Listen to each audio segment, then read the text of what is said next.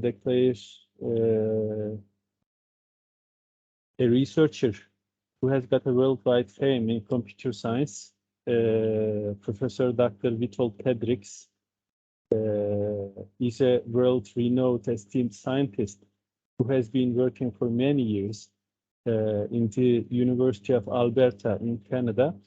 He has more than 1,600 scientific publications. Am I right? By the way, maybe more than this one. I cannot confirm. I think I never look at numbers. There are lots of publications. More than 80,000 citations, maybe more than 100 master and PhD students graduated. I know he has been mostly studying on granular computation, bioinformatics, and numerical intelligence. In 2012, he was awarded the Isaac Walton Killam Award for his contribution to the field of engineering. Dr. Pedriks is the editor-in-chief of two valuable journals. The first one is Information Sciences, and the second one, Wireless Data Mining and Knowledge Discovery, in the Wiley publication. So I would like to invite him to give the keynote speech. Here you are, please. Thank you for your contribution, first of all. Professor Bulot, thank you very much for your kind introduction. I'm going to share the screen. Hopefully it's going to work. I'm not so sure. Probably does not work, I'm afraid. So it's usually a certain problem with this. Stop sharing, I think. And maybe this is going to work. Well, I'm sort of understand. You probably cannot see the screen. Oh, can you see the screen? Yeah, we can see the screen. Okay, that's fine. First of all, I would like to inform something to the listeners. Granular computation is an amazing topic. He has got a scientific approach. Now we will listen a different approach in computer science. This approach can be used in many areas in computer science. Now we are ready to listen an amazing, interesting topic from Dr. Pedriks. Yes. Okay, again, thank you very much. First of all, I would like to congratulate the organizers of the conference for a very productive time. I think this is the fifth conference in a row in this series of data science and applications. Yes. So it really is a very visible and tangible testimony that the conference is growing and it's running strong. And I think it's no surprise. I think the topic of data science, along with a number of applications, is really just at the sort of central position when it comes to sort of moving from data to knowledge. And my talk today, which I was told I was given about 30 minutes, so I'd like to really focus on some, I think, fundamentals and some kind of identify some possible directions. Obviously, anytime we attend conferences, we are looking for some new ideas, we are looking for some new research avenues. So I hope my comments today are going to be inspiring, at least to some extent.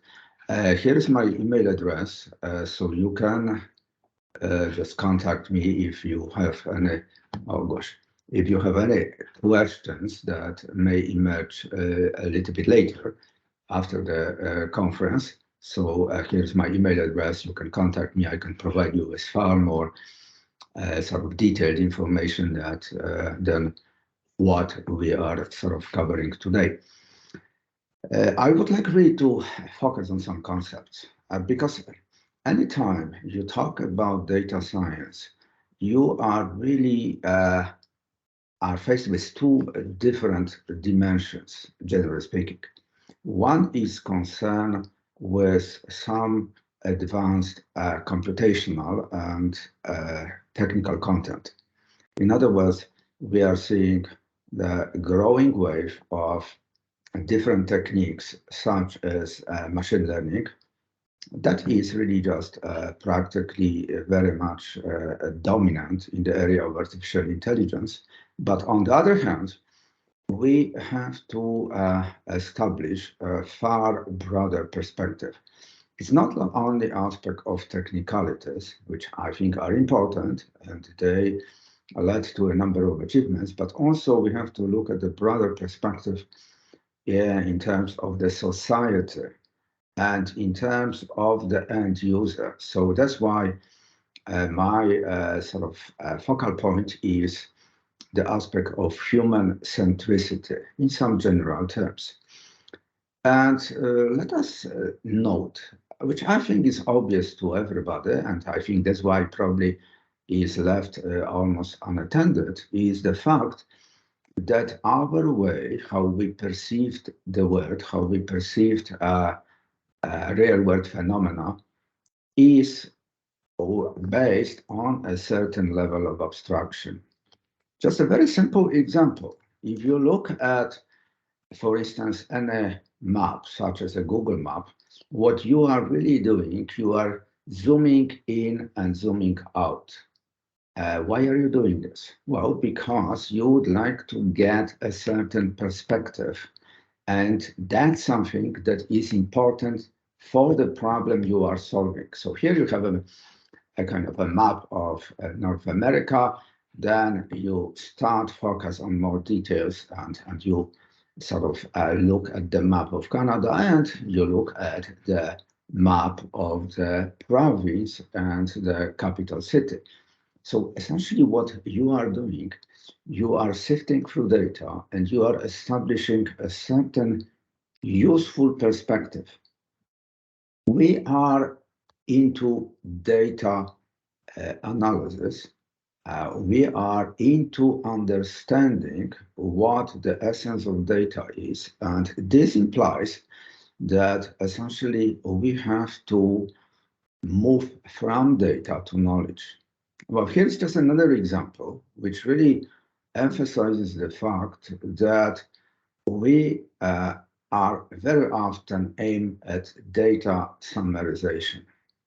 So in other words, you have really a huge flow of data coming from different sensors. Well, here's an example where you have some weather data. So you have essentially temperature, and you have essentially some period of time over which this temperature has been recorded.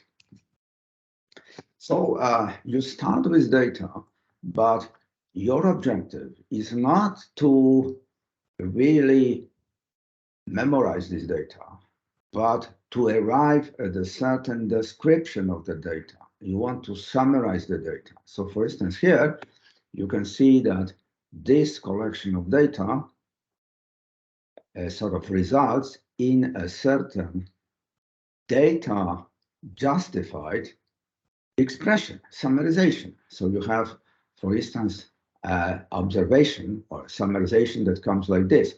All these terms shown in red color are example of some more abstract entities, which we can call information granules. And you can see that the process of moving from data to information granules, that can be regarded as a process of information granulation, has a number of facets, such that you can talk about granulation of time. So for instance, you talk about recently, you talk about granulation of temperature, and you talk about granulation concerning space. So this is something that is predominantly visible. I think any task that you have in data analytics at the very end sort of boils down to some summarization, some observations at the more abstract level that are tangible, that are meaningful, that are easily comprehended by humans, by the final recipient. And that really speaks to the success of data analytics. You have some recipient who is happy and who is essentially satisfied with the manifestation of the results produced by advanced techniques. Okay, so you can see that the central role, central part is being occupied by information granules, because that's something that is imprinted in the way how we perceive the world, how we organize knowledge, and how we communicate our findings. Here's a definition that is probably more descriptive. It's not very much formal, but it really touches the essence of the underlying idea. So information granules can be regarded as some collection of entities that are put together because they have something in common. So they could exhibit some similarity, they can have some functional closeness, they could have some spatial neighborhood, and so on. So then, instead of talking about a large amounts of data, then you are sort of forming some tangible, semantically sound pieces of knowledge that is information granules. And you can really look at a tremendous sort of collection, a large collection of different examples. As a matter of fact, we even do not pay attention because it is really something that is natural to us.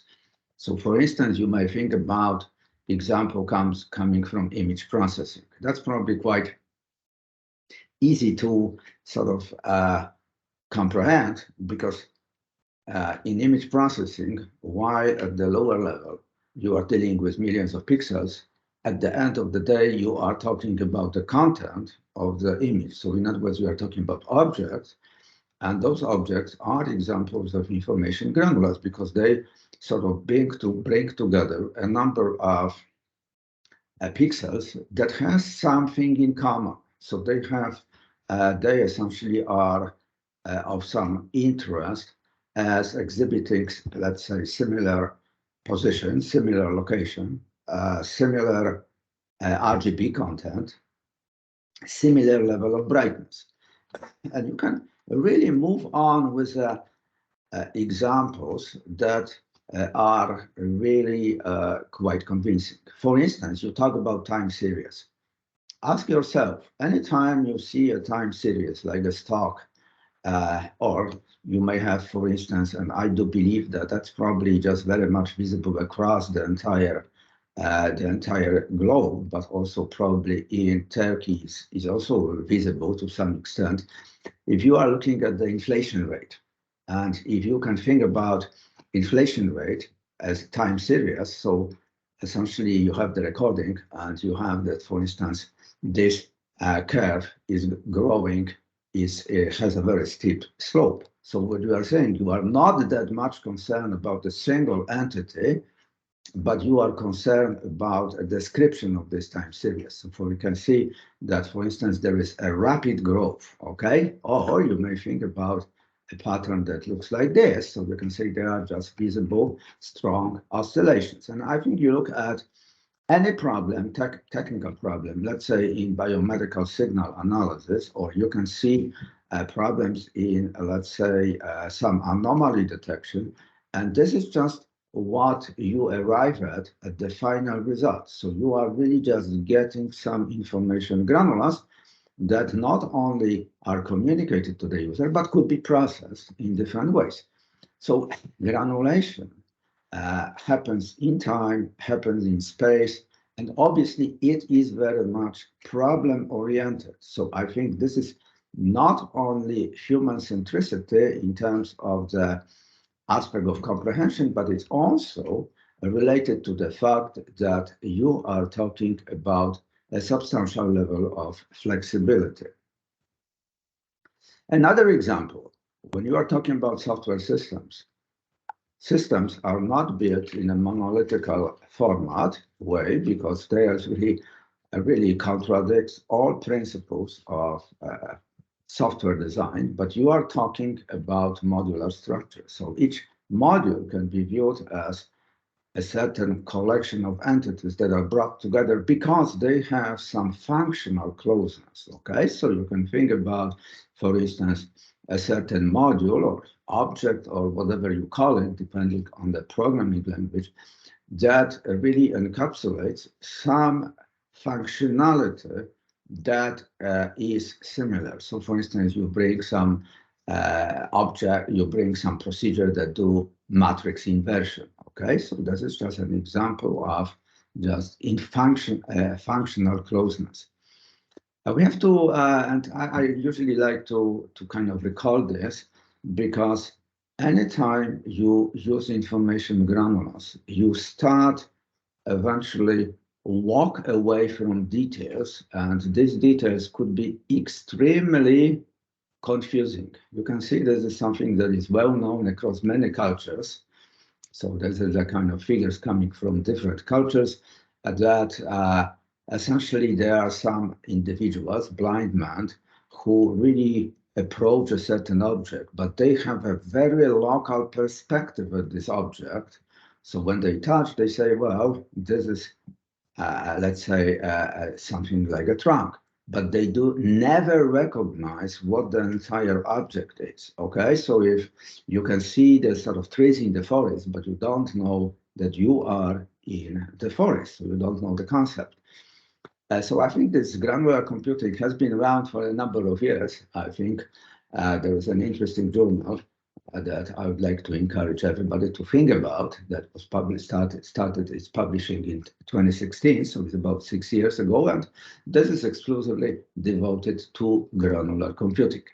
Now, what I said so far was really more at the level of some kind of encouragement, some kind of feed your intuition, but we have to admit, information granules have to be formalized, because otherwise you cannot do any processing in terms of the sort of realm of computer science. It is an interesting sort of obviously idea that comes inherently with humans, but these information granules are implicit, and therefore you cannot sort of do any processing. So the bottom line, what is just behind granular computing, is to move from this part of the slide to the sort of way how you can do this computer realization. So you have to formalize information granular and then engage some processing activities. So in other words, you're moving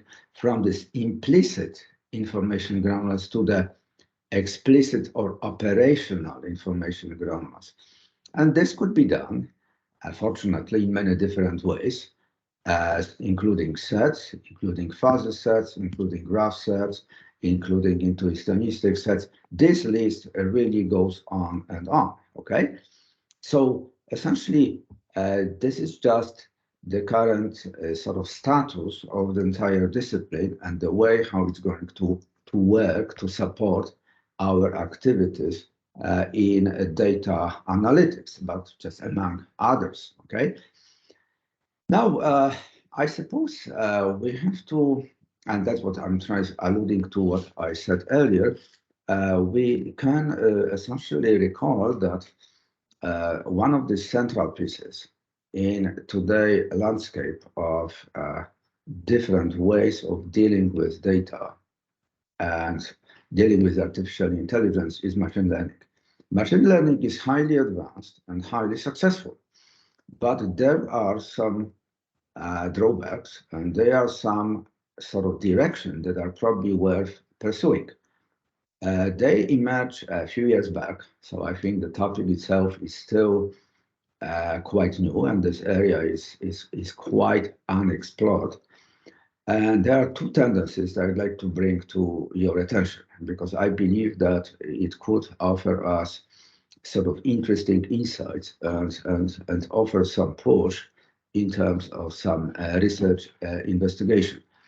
The first one, and I'm sort of starting from this part of the slide, is the aspect of interpretability, human centricity, and associated with interpretability of AI construct. This is just an idea that surfaced in, I think, 2017 or around 2017. And the observation was, and that's really was a kind of associated with this kind of complex machine learning constructs, architectures, that essentially led to black box sort of models. And if you apply these models, let's say you apply these models to some critical areas, then you have to ask about the confidence. You get the result, but you are not going to understand why this result was generated. So the sort of push in this interpretable artificial intelligence, or XAI, is to bring interpretability to the picture. And this naturally sort of brings us an ideas of information granules. For instance, you can think about architectures that are inherently granular, such as, for instance, decision trees or rule-based models. Well, to some extent, one could eventually argue that essentially this is not completely new. And yes, you are completely right from this point of view, because when you look at the history of AI, there are some kind of developments, some rapid growth, and there were some stagnation areas. And in the 70s, there was really a very strong push into knowledge representation. And at that time, knowledge-based systems or rule-based systems emerged in conjunction with a knowledge representation scheme in terms of rules. So this is one item that, in my opinion, is worth exploring in light or in the context of what we are seeing in terms of this complex and black box architectures. Another one emerged, I think, a few years back, and that was just an idea of what is called green artificial intelligence. I would prefer using the term green machine learning, because machine learning is really behind all these developments of artificial intelligence today. I think if you look at natural language processing, if you look at computer vision, just the core part of the computing architectures, of computing aspects, is related with machine learning. So the term green machine learning. And what is interesting is the following. Then why we are seeing a tremendous growth in just developments in machine learning, we start ignoring one very important fact. We see developments that are surprising in many cases, but we never think about the cost, the price tag that comes with this, which I think, in light of the sort of looming energy crisis, we should not avoid as a society, or as a research community, being a part of the society. And that's something what everybody must have noticed. If you are using a sort of deep learning, you can ask yourself how much energy is going to cost you. Obviously, if we work for a public institution like university, we do not see any carbon footprint, and we do not see how much it costs us to build just AI sort of architecture or machine learning, okay? But if you are in a private enterprise, well, you probably have to start thinking about this, okay? So there are some interesting facts that I would like to bring to your attention, because we usually do not pay attention to this environment. A carbon footprint of AI, developing of AI model, which obviously here is kind of very general, because we do not talk too much in detail about the entire process of learning. But I think it's really just a little bit troublesome. Why is that? Because those models are humongous. And I think it's not really just a matter of hundreds of thousands, but a matter of millions and billions of weights for a different architecture. And that's what I think I try to sort of portray here. Billions of sort of weights that you have to build, you have to train. So here you can have a very interesting sort of summarization that you look at some of these very well-known architecture like BERT or Transformer, and you can see how energy consumption starts to skyrocket, okay? Here's just another interesting sort of comparison in terms of benchmarks. So I think just, a flight between New York and San Francisco is just 1,000, whatever CO2 equivalent. But you look at humans, how much carbon footprint we generate. So for 1 year, well, that's interesting. I'm not getting into political. I could say that some people are probably not fully aware, but I think Americans are really just pretty much dominant in this area. Well, I don't know why. Maybe it's a question of McDonald's, but I don't want to venture into this. But now you look at the Transformer. It is far more demanding in terms of the footprint than those points, okay? Even in comparison to the US car, okay? So why is that? This is because essentially people are sort of praising just one criterion. You want to get as accurate as possible. And this dominant direction is that in order to get better results, let's say higher accuracy, you have to engage massive computing power. So I think return on investment is going to be very diminishing in the sense that essentially, if you look at some minuscule improvement in performance of these models, machine learning models, and look at the sort of power consumption, then I suppose this becomes really very much, I think, unsuccessful. So the kind of agenda of green machine learning is probably quite sound in the sense that it says, hey, do not look only on this sort of accuracy, prediction or accuracy of classification, but think about some efficiency of these models. So we have to really look at the kind of establish a certain holistic perspective. You have to establish a certain balance of efficiency, okay? Well, it's a very good agenda, but I suppose we have to make an additional step. It's not only being aware, but it's also a question, how are you going to realize this agenda?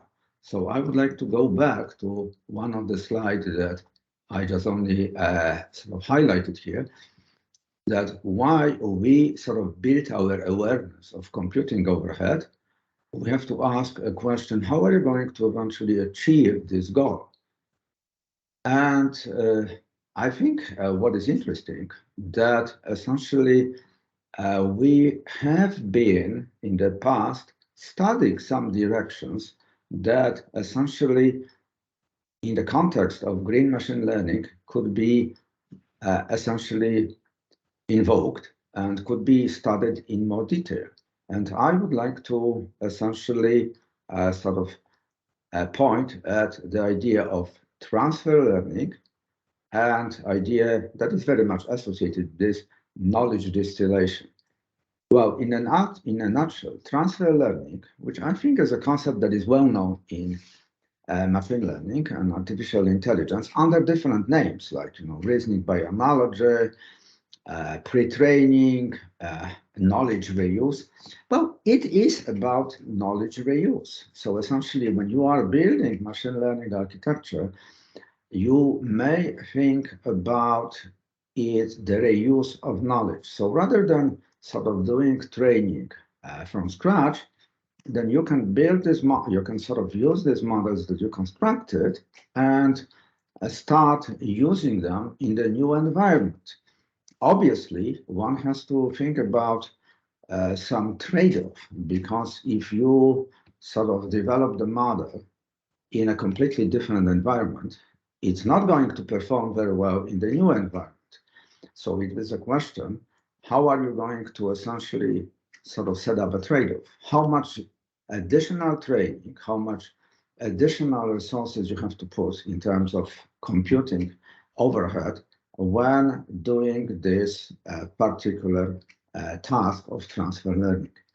So I suppose we definitely are seeing some interesting directions, and we are seeing some need to essentially revisit some approaches that have been in the past and probably develop some new directions. So with this, and I think there is just an interesting role and kind of a quite sort of solid position of information granulars in the context of these particular new developments. So with this, I'd like to stop, and I'll be happy to take any questions you might have. Thank you very much. Thank you. Really, thanks a lot. If there is a question, we can take it. In the salon also, there are some attendees. If there is a question, Seçmen, please pass this question to us in this platform.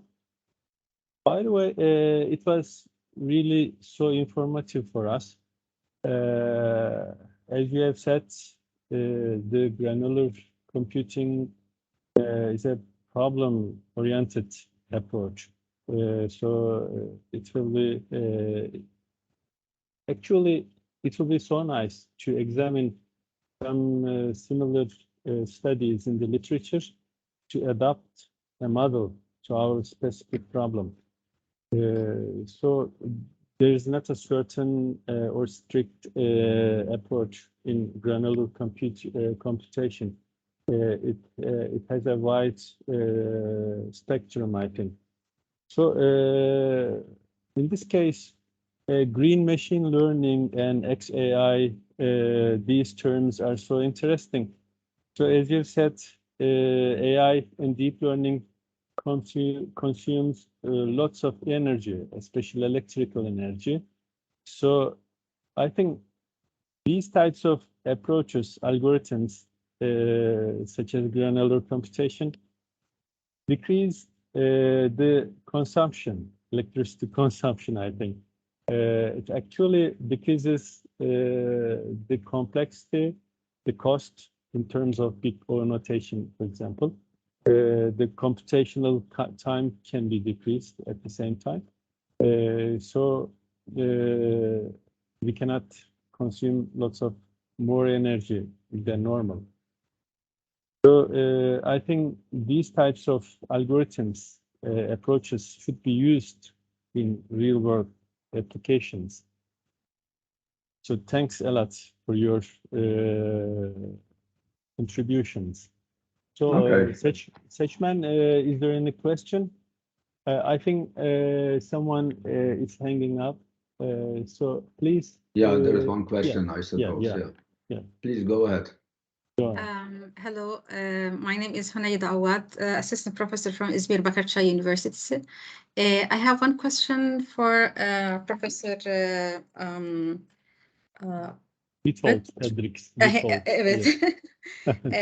regarding to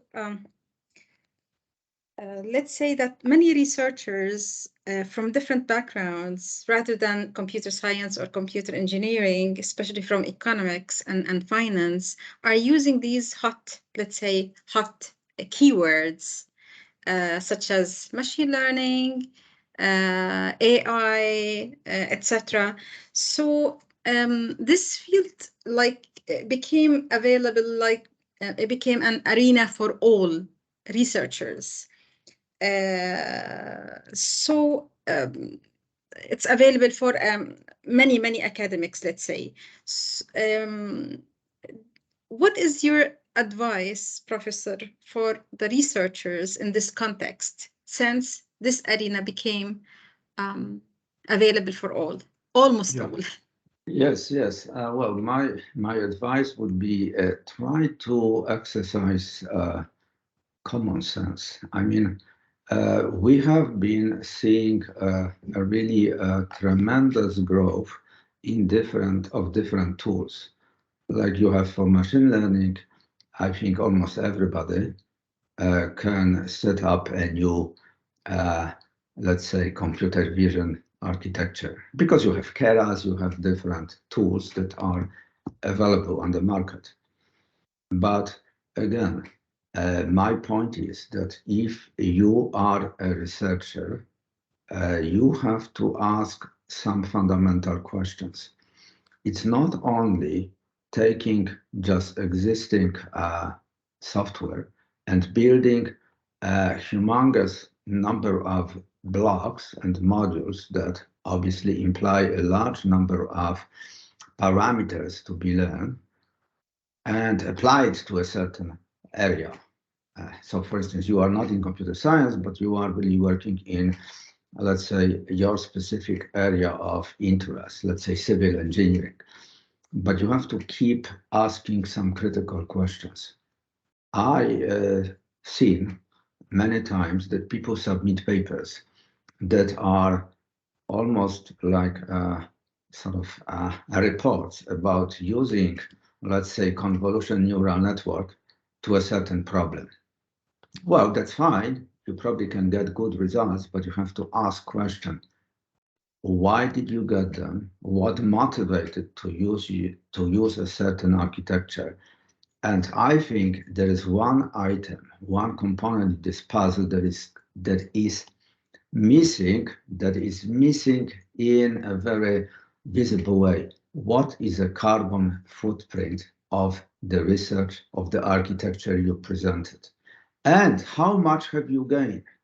If you are talking about the accuracy and you got the accuracy that has been improved by just a fraction of percentage, you may ask yourself, is it worth doing? Is it research? And it's very likely that eventually you got this minor improvement just for a particular application. And then you change the data, and this improvement eventually evaporates. So, it's a very long answer that I provided, but I would like really to alert people that essentially you have to think out of the box. You should not follow the crowd because there's a clear tendency. You have to really carve your own direction. And I think thinking is extremely important. I always tell my grad students, turn off your computer for one day and turn on your brain. Maybe it's a little bit sarcastic, but that's something that you have to think about, a certain perspective, how we formulate our problem. Just doing number crunching, and that's really what happens today, and what is being promoted is a certain direction, but it's probably not just the most promising. Exactly, because it's like researchers are just following the flow. The flow is so yeah, that's right. Well, obviously, this is the easiest way. Okay, you can get something, and it's the easiest way to get acceptance from journals, from conferences, etc. So just to use these blinky keywords, it's like a passport to get the well, I think you are going to see probably some change in the tendency, because once you were at position to publish a paper on convolution neural network to something, let's say a few years ago, today it becomes a little bit more difficult, because essentially if I were the reviewer, I would simply say, hey, what is new? And if there is no answer to this question, the paper probably gets a very difficult write. So, yeah, I agree with you that there are buzzwords, and there were buzzwords in the past, and there will be buzzwords in the future. So really, our intention should be to understand these buzzwords and to essentially dissect them. So that's what I'm saying. machine learning is an interesting, it's a buzzword, okay? I'm not going to, exactly. but I think what is important is you have to go beyond the buzzword. It's not only the question, the question of awareness, but it's a question how technically you can solve the problem, okay? And that's what I was kind of highlighted at the sort of end of my brief presentation. And exactly, interpretability is very important. We can get many results from many tools and models and etc. But to read and to be able to understand and to compare these results is very yes. Interpretability is a certain, well, it is a certain buzzword, but it has been around for a number of decades. Okay, it's not something. It probably was exaggerated, and it probably was kind of made more visible in the recent years as a kind of consequence of using these complex black box architectures. I think if you have millions or billions of connections, nobody can say what it is. But at the end of the day, you want to get some interpretation. But my point is that essentially it is still a very open direction or sort of open area because it's a question of interpretability for whom. Okay, you have to address the audience. Interpretability, interpretation can be thought differently for somebody who is an expert in the area and who uses AI, and interpretability could have a different meaning for somebody who is completely new to the area. Is that right? So I suppose the key part is also this level of abstraction, okay? Because I can give you kind of more detailed interpretation, which eventually you can enjoy, or you can say, hold on, don't give me all these sort of details. Give me a kind of very much a bird's eye view of the problem, okay? If you are going to talk to your top manager, executive, and you are going to flood this individual with a lot of details, even though they are just summarization of what you just provided, it not be acceptable. Okay, I always like to see that interpretability is essentially very much related to the duration of your elevator travel. Either you have 5 floors or you have 25 floors, and that's really how much you can interpret and how much you can convey into the essence of your findings.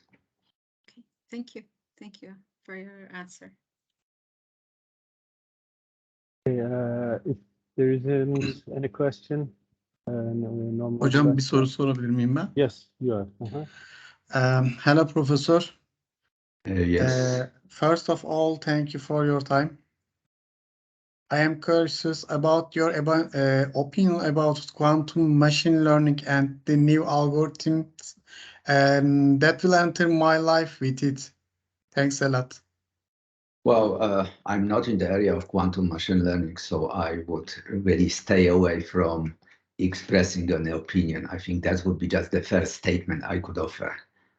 I don't want to venture in some area that I have not explored. So, okay. I think after understanding the concept of granular computation, you can apply these types of approaches in the literature to your specific area. I think you can develop a philosophy, an approach, and you can apply them. Maybe this is the summarization of this. yeah, well, it's always an interesting way to kind of do some exploration, but again, it's something that I usually don't like to speculate unless I have some strong kind of arguments or I have some experience I've gained. Okay. Any question? Okay. Before concluding this session, I would like to thank Dr. Pedrix for his contributions even though it's really early in Canada in the morning. Well, not so he early. has It's met- about 9 o'clock. So you know. Oh, it's really? good. Thanks. You get up earlier, maybe. Thanks a lot for your contributions. It was a valuable speech. Thanks a lot again. No question. Okay, take care of yourself. Thank Pay you very our much. regards. Pay our regards, warm regards to your family, to your colleagues. Thank you. In the Thank you very university. much. Thank you very much. And again, let me express my sort of congratulations on this conference. And I do hope that next year the conference will be just in person, and maybe there will be some opportunities to attend your conference in person rather than virtually. Thank you very much. Yes, thanks. Hopefully, also maybe this conference can be done in coming years in Canada. Also, there might be an opportunity for you if you visit us physically in this conference. It will be so nice for us. Okay, thank you very we much. will be Thank trying to plan this opinion. Okay. Thank you Thanks very a lot much, again. and all the best to the community. Thank you very much. Bye-bye.